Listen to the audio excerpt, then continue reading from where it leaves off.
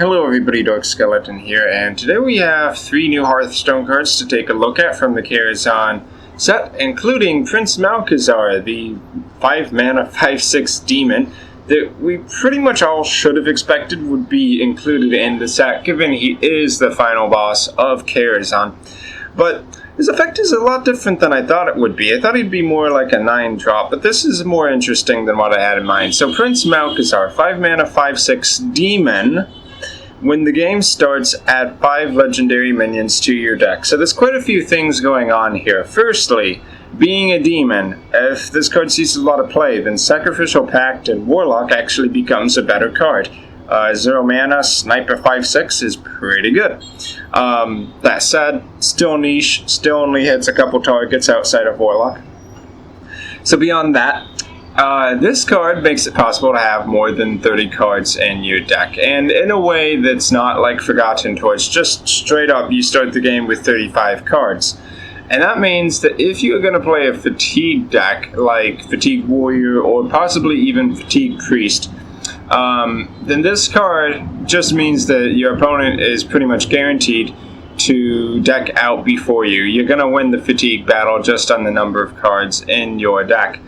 Also, worth mentioning there is that it's also extra protection against a Mill Rogue. That's just kind of like a minor benefit there. But yeah, if you play Prince Malchezaar, 5 extra cards in your deck, you're probably going to win the Fatigue game, and I think that's where this card is targeted. But speaking of Fatigue, I mean Mill Rogue, I don't think you would actually play it in Mill Rogue because, well, Mill Rogue already plays 2 copies of Gang Up, right? And the point is to make your opponent deck out really early, not to dilute your deck with extra legendary minions that you can never play. If you try to play a Mill Rogue with 6 legendaries in your deck, remember Prince Malchezaar is one of them, then it may slow you down way too much. How are you even going to play a Mill deck properly when your hand consists of like 3 9-drop legendaries? It just won't work. It defeats the playstyle of Mill. So I think this is truly only for Fatigue decks where you can afford to just sit around with a couple 9-drop legendaries in your hand. But for Fatigue decks, it's excellent. Could also see its way in something like, I don't know, like would it be played in Reno though? Because the problem here, and this is probably the final thing I'll mention here, is that it's 5 random legendary minions. It doesn't say if it can or cannot be duplicate, but I assume they can be duplicates. And if you do get a duplicate legendary, which would happen some of the time, then your whole Reno strategy kind of fails. So maybe you don't play it in Reno either. Maybe it is just purely a Fatigue deck. Anyway, cool card.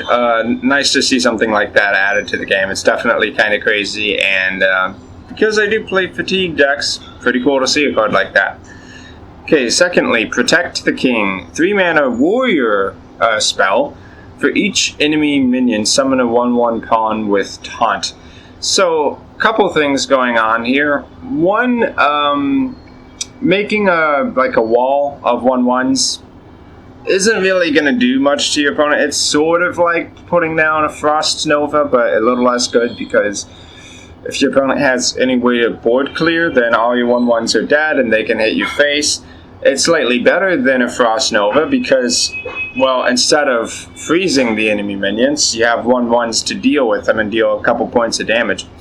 But I think where this card is actually stronger is in a Taunt Warrior deck. So remember that card Bolster, the one that's 2 mana, give +2/+2 to all of your Taunt minions? Well, with this, it's 5 mana, gain a 3/3 Taunt minion for each of your opponent's minions. And I think that is pretty solid. If your opponent's got 4 minions, then you just gain 20/20 of stats. Wait, no, that's off. 12/12 of stats, sorry. For 5 mana, which is really good. Normally you would get like a 5/5 for 5 mana. So, kind of along the lines of Unleash the Hounds, but for Warrior, which is interesting. I don't think Warriors had any real summoning spells outside of Blood to Ichor yet. So this kind of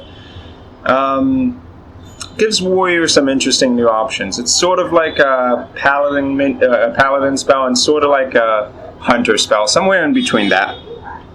But it's not too bad. I kind of wonder if it's going to see play though, because in and of itself, it's not really that necessary. I mean, if you just want to deal 1 damage to your opponent's minions, would a card like Whirlwind be better? Or if you really do want to play the Taunt Warrior deck, is this going to justify something like that? I mean, how close is Bolster Taunt Warrior to being a thing? I know it can be strong because it's sort of like a combo deck, but is it consistent enough? But it's an interesting card in the Warrior arsenal, and it's definitely different. It doesn't make like the tempo decks that are currently there stronger, but it does open up another option. And I just want to say, I did kind of call that, you know, they'd be playing around with the Taunt Warrior thing for Warriors, because tempo is already so brokenly strong. Anyway, moving on to the third card for today.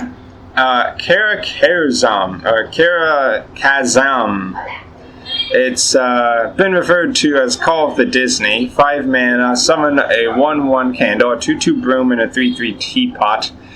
I assume that there's no tribal synergy that's going to be going on here, like inanimate objects get +1/+1. I know that that's a boss in Karazhan, but here I'm pretty sure this is just like the equivalent of a Silverhand Knight. You get 6/6 stats for 5 mana, and they're spread across 3 minions.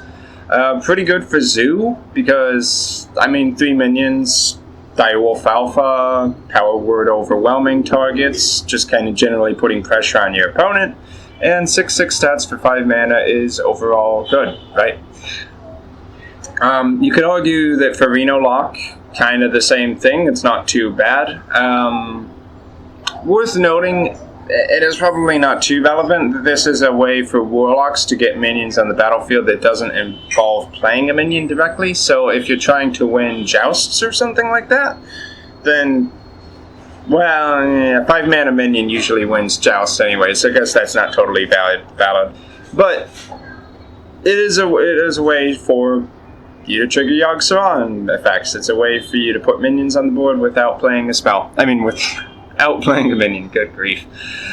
Is it good though? It's okay. I think it might see some play in something like Zoo or Reno Lock, which is basically the Warlock decks that do get played. I mean, 3 minions for 1 spell is pretty good, and 6/6 stats is pretty good, so it's close to being playable if it's not playable, but I would see it as playable, just not game-breaking. So anyway, that's it for today. I've been Dark Skeleton. Thanks for tuning in to this card review of 3 cards, including the final boss of Karazhan, and I'll see you in my future videos.